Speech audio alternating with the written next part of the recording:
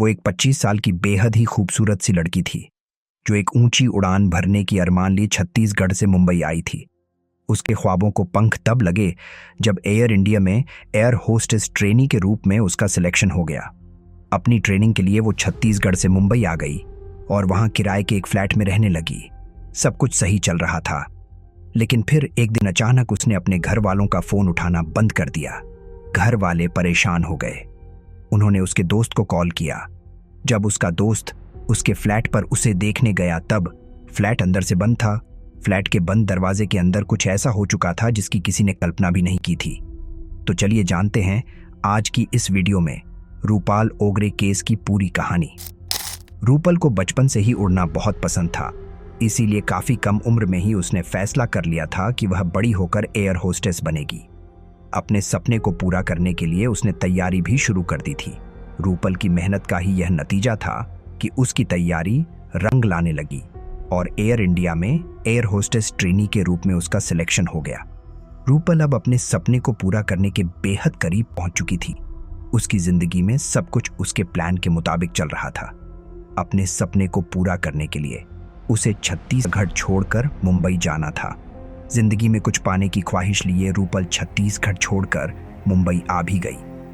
मुंबई के अंधेरी इलाके में पहले से ही उसकी बहन अपने दोस्त के साथ एक फ्लैट में रह रही थी। रूपल भी अंधेरी में अपनी बहन के साथ ही रहने लगी।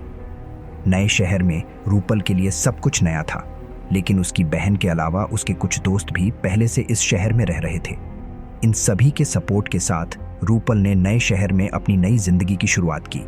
शुरुआत में सब कुछ बढ़िया चल रहा था। रूपल हर दिन ट्रेनिंग के लिए जाया करती थी और बाकी फ्री टाइम वह घर पर ही बिताया करती थी। सितंबर महीने की शुरुआत में रूपल की बहन और उसके दोस्त किसी काम से कुछ दिन के लिए मुंबई से बाहर चले गए। अब रूपल अपने फ्लैट में बिल्कुल अकेली थी। वैसे मुंबई जैसे बड़े शहर में किसी लड़की का अकेले रहना कोई बड़ी बात नहीं थी और रूपल भी मॉडर्न जमाने की लड़की थी जो अपनी सुरक्षा खुद करना जानती थी, इसलिए अकेले रहने पर भी उसे कोई दिक्कत महसूस नहीं हुई। रूपल हर दिन ट्रेनिंग के लिए जाती और हर दिन वह अपने घर पर जरूर बात करती थी। दिन भर की कहानी वह अपनी माँ को जरूर बताती थी। 3 सितंबर को संडे था। उस दिन रूपल की छुट्टी थी। रूपल घर में अकेली थी, इसलिए उसने कहीं बाहर जाने का भी प्लान नहीं बनाया। उसे अपने घर की साफ सफाई भी करवानी थी, इसलिए उसने घर पर ही रुके रहने का फैसला किया। 3 सितंबर को संडे था, इसलिए उसके घर वालों ने उससे बात करने के लिए दिन में ही उसे कॉल किया, लेकिन रूपल ने कॉल रिसीव नहीं की। उन्हें लगा कि शायद वह सो रही होगी, इसलिए पहली बार कॉल रिसीव न करने के मामले को उन्होंने हल्के में लिया। 1-2 घंटे बाद उन लोगों ने फिर से रूपल को कॉल किया, लेकिन इस बार फिर से रूपल की ओर से कोई जवाब नहीं मिला। बार बार कॉल किए जाने के बावजूद उधर से कोई रिस्पॉन्स ना मिलने पर अब घर वालों को थोड़ी घबराहट होने लगी। फॉर्चुनेटली रूपल के घर वालों के पास उसके एक दोस्त का नंबर था। रूपल के घर वालों ने उस दोस्त को कॉल किया और बताया कि रूपल उनका कॉल रिसीव नहीं कर रही है। उन्होंने कहा कि अगर पॉसिबल हो तो रूपल के पास जाकर देखो कि वो कॉल रिसीव क्यों नहीं कर रही है। रूपल के घर से कॉल आने के बाद उसका दोस्त रूपल से मिलने उसके फ्लैट पर गया, लेकिन उसने वहां देखा कि फ्लैट का दरवाजा अंदर से बंद है। उसने काफी देर तक डोरबेल बजाई, लेकिन अंदर से कोई रिस्पॉन्स नहीं मिला। अब रूपल के दोस्त को किसी अनहोनी की आशंका होने लगी थी। उसने रूपल के घर वालों को कॉल करके वहां की स्थिति के बारे में बताया और फिर उसने पुलिस को भी कॉल किया। थोड़ी देर बाद पुलिस वहां पहुंच गई। दरवाजा अंदर से ही बंद था, इसलिए पुलिस को लॉक तोड़कर अंदर घुसना पड़ा। घर के अंदर जाने पर पुलिस को रूपल कहीं पर भी दिखाई नहीं दी। पुलिस ने हॉल में, बेडरूम में, किचन में, हर जगह तलाशी ली, लेकिन रूपल का कहीं सुराग नहीं मिल रहा था। घर के सारे हिस्से की तलाशी लेने के बाद पुलिस को ख्याल आया कि उसने बाथरूम चेक नहीं किया है। वैसे पुलिस को कुछ खास उम्मीद नहीं थी कि बाथरूम में कुछ होगा भी, लेकिन एक पुलिस वाला जब बाथरूम में चेक करने गया तब बाथरूम का दरवाजा खोलते ही उसकी चीख निकल पड़ी। जिस रूपल की तलाश वह सारे घर में कर रहे थे, वो रूपल खून से लटपट बाथरूम के फर्श पर पड़ी हुई थी। आनन फानन में रूपल को कूपर अस्पताल ले जाया गया, लेकिन रूपल की सांस उससे पहले ही थम चुकी थी। रूपल पर किसी ने हमला किया था। हमलावर ने रूपल का गला रेता था। जब घर वालों को रूपल के मौत की जानकारी दी गई तब मानो उनकी तो दुनिया ही उजड़ गई। कितने अरमानों से उन्होंने अपनी बिटिया को मुंबई भेजा था, लेकिन मुंबई आकर उनकी बेटी का ऐसा अंजाम होगा उन्होंने सपने में भी नहीं सोचा था। रूपल के घर वालों पर दुखों का पहाड़ टूट पड़ा था। उनको अपनी बेटी के जाने का दर्द तो था, लेकिन साथ ही मन में एक और सवाल था। एक अनजान शहर में उनकी मासूम सी बेटी की जान का दुश्मन कौन हो सकता है? पुलिस ने जब घर वालों से पूछा कि क्या रूपल की किसी से कोई दुश्मनी थी, तब उन लोगों ने इससे इनकार किया। घर वालों का कहना था कि रूपल जैसी मासूम लड़की की किसी से कोई दुश्मनी हो ही नहीं सकती है। घर वालों से कोई क्लू न मिलने पर पुलिस ने अपने लेवल से जांच शुरू की। जिस सोसाइटी में रूपल रह रही थी, पुलिस ने सबसे पहले उस सोसाइटी का सीसीटीवी खंगालना शुरू किया। सीसीटीवी फुटेज के जरिए सस्पेक्ट को आइडेंटिफाई करने में पुलिस को ज्यादा समय नहीं लगा। सीसीटीवी फुटेज में पुलिस को अधेड़ उम्र का एक शख्स रूपल के घर से निकलता हुआ दिखाई दिया। पुलिस ने जब उस शख्स के बारे में पता लगाना शुरू किया, तब पता चला कि यह शख्स इस सोसाइटी में क्लीनर का काम करता है। उसका नाम विक्रम अटवाल है और उसकी उम्र लगभग 40 साल के आसपास है।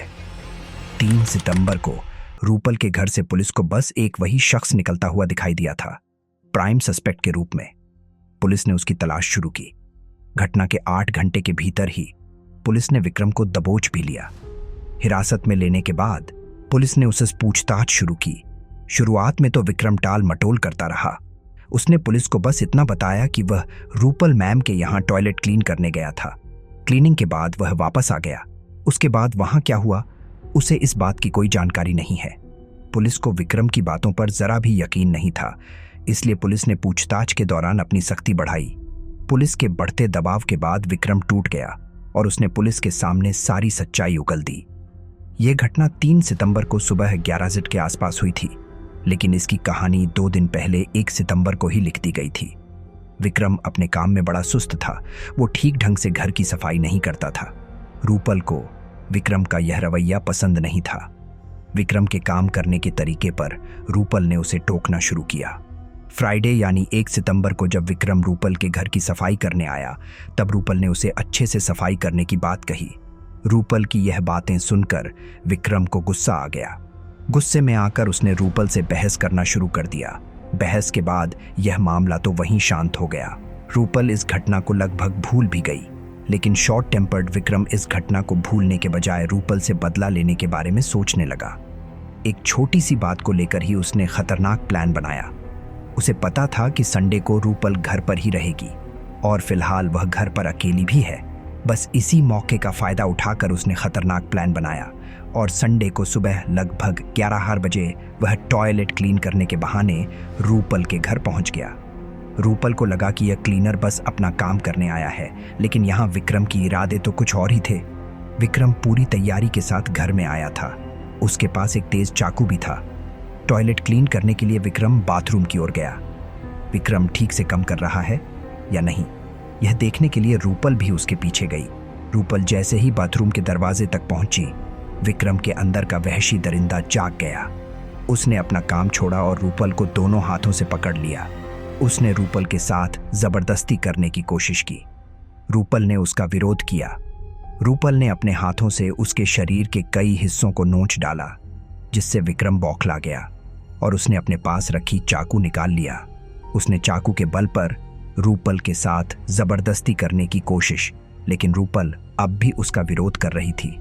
रूपल के विरोध के कारण उसके खुद के चाकू से ही उसका हाथ कट गया। हाथ काटते ही अब विक्रम का गुस्सा 7वें आसमान पर पहुंच गया। उसने आव देखा न ताव, उसी पल उसी चाकू से रूपल का गला रेत दिया। बेचारी रूपल वहीं बाथरूम के फर्श पर गिर पड़ी और उसके शरीर से खून की नदियां बहने लगीं। रूपल को उसी हालत में छोड़कर विक्रम वहां से भागकर अपने घर पहुंचा। घर पहुंचने पर जब उसकी पत्नी ने उसके शरीर पर जख्म और खून देखा, तब उसने विक्रम से इसके बारे में पूछा। तब विक्रम ने जवाब दिया कि टूटे हुए कांच उठाने की कोशिश में वो गिर गया और उसे इतने सारे जख्म मिल गए। आपको बता दें कि विक्रम की पत्नी भी उसी सोसाइटी में क्लीनर का काम करती थी। वह अपनी पत्नी और 2 बेटियों के साथ मुंबई के पास के पोवईटुंगा गांव में रहता था। घर पहुंचकर उसने अपने कपड़े चेंज किए और फिर घर से चला गया। उसने एक डॉक्टर के पास जाकर अपने जख्मों का इलाज भी कराया और फिर पुलिस के डर से इधर उधर भागने लगा। लेकिन इससे पहले कि वह कहीं दूर भाग पाता, कानून के हाथ उस तक पहुंच गए और वह पुलिस के गिरफ्त में आ गया।